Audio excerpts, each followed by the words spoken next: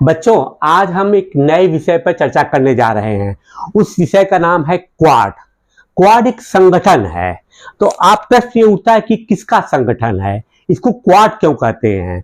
इस संगठन में विश्व के 4 देश सम्मिलित हैं: Bharat, United states of America, Australia and Japan. लेकिन प्रश्न ये उठता है कि इसको क्वाड क्यों कहा जाता है। इसके लिए हम इस मैप को लेते हैं। अगर इस मैप में इनको स्थिति को आप देखिए, इंडिया आपका यहाँ पर, ऑस्ट्रेलिया यहाँ, जापान यहाँ है और यूनाइटेड स्टेट्स का अलास्का और ये पोर्शन यहाँ पे पड़ता है। कि ये अब आप सोचेंगे कि इसको मैंने काट क्यों दिया है। काटा नहीं गया है। आप जब ग्लोब देखते हैं तो इसी ग्लोब को आप 2 पार्ट पे करके 180 डिग्री 180 डिग्री इधर कर देंगे तो अमेरिका का ये जो पार्ट आपको यहाँ पर दिखाई पड़ने लगेगा। और इनको अगर आपस में एक इमेजिनरी लाइन से आप जोड़ेंगे तो एक चतुर्भुज की रचना होती है। चतुर्भुज की रचना होती है और 4 देश हैं। तो चारों पॉइंट पर 4 देश हैं, तो चारों पॉइंट को अगर आप मिला देंगे तो चतुर्भुज की रचना होती है। इसलिए कहा जाता है कि ये क्वाड्रिलैटरल है। तो अब ये इनका क्या उद्देश्य, क्या चतुर्भुज सुरक्षा संवाद, ये आपस में किस लिए बातें करते हैं। तो क्वाड्रिलैटरल सिक्योरिटी डायलॉग, ये आपस में जो है चारों देश मिलकर के एक किस तरह की बातें करते हैं, सुरक्षा का संवाद आपस में करते हैं।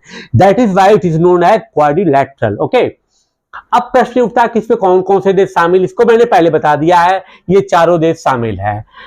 प्रश्न उठता है कि इनका उद्देश्य क्या है। सैद्धांतिक रूप में इनका उद्देश्य है मुक्त, स्पष्ट और निर्बाध हिंद प्रशांत व्यापार सुनिश्चित करना। मतलब क्या है, समुद्री सुरक्षा। तो प्रश्न ये उठता है कि यहां पर क्या, कौन सी समस्या इनके सामने आ रही है। जाओ भाई, आराम से व्यापार करो, हिंद महासागर से निकलो, प्रशांत चले जाओ, चाहे जाओ वहां चलो। नहीं है, ऐसा नहीं है। यहां पर क्या है कि सबसे बड़ी समस्या पैदा करने वाला देश है जो चीन है।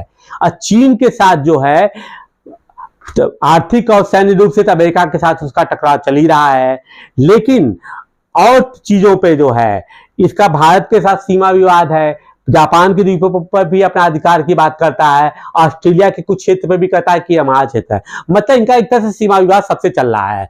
तो अब इनसे निपटने के लिए अगर देखा जाए तो क्वाड की स्थापना हुई। इसीलिए कहा जाता है कि अगर ये चारों देश मिलकर रहेंगे तो हम जब अपने व्यापार रिलेटेड आपस में कुछ भी करेंगे तो चाइना वहां पर बाधा उत्पन्न नहीं कर सकता है। अब यहां पर यह प्रश्न उठता है कि आखिर इसकी पृष्ठभूमि कैसे बनी। तो आइए हम उस पर प्रकाश डालते हैं। इसकी पृष्ठभूमि बनती है मालाबार। 1992 में अमेरिका और भारत की नौसेनाओं का एक ज्वाइंट नेवल एक्सरसाइज हुआ, संयुक्त रूप से नौसेना का अभ्यास हुआ। यहीं पर वास्तव में देखा जाए तो चीन के घेरने की कवायद शुरू हो चुकी थी। अब आगे क्या होता है, ये सैन्य अभ्यास तो 1992 में हुआ। 2007 में जापान और ऑस्ट्रेलिया भी इसमें शामिल हो गए। अब आप देखिए, क्वाड के चारों देश यहां पर आ गए, अमेरिका, भारत, जापान, ऑस्ट्रेलिया। लेकिन अभी तक जो है क्वाड की स्थापना नहीं हुई थी। 2007 में स्वर्गीय शिंजो आबे, जापान के प्रधानमंत्री, इनकी गोली मारकर हत्या कर दी गई थी, आप लोगों को मालूम है।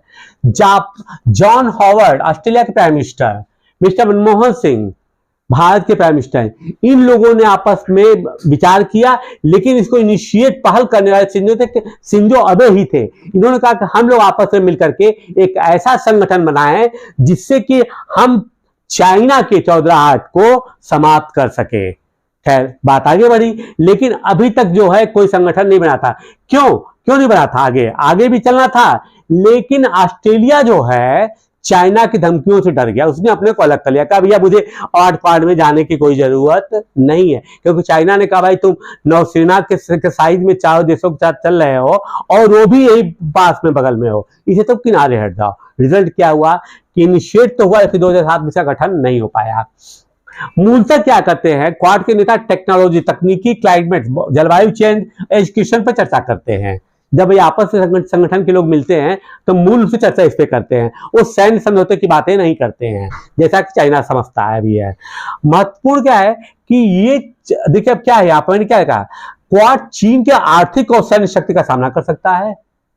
उद्देश्य क्या है कि ये जो चाइना की जो है मिलिट्री पावर है, इकोनॉमिक पावर है, उसको हम किसी भी समय रोक सकते हैं। अगर चाइना हटने की कोशिश करता है, हम उसकी घेरेबंदी कर सकते हैं। वहां जापान, यहाँ ऑस्ट्रेलिया, वहां अमेरिका, यहाँ ठीक है बेटा, तुम जो भी करना था तुमको इस आगे बढ़ने नहीं जाएगा, यहाँ चलोगे तो हम खड़े हैं, वहां जापान तुमको रोकेगा, वहां अमेरिका रोकेगा, वहां ऑस्ट्रेलिया तुमको रोक लेगा, ठीक है।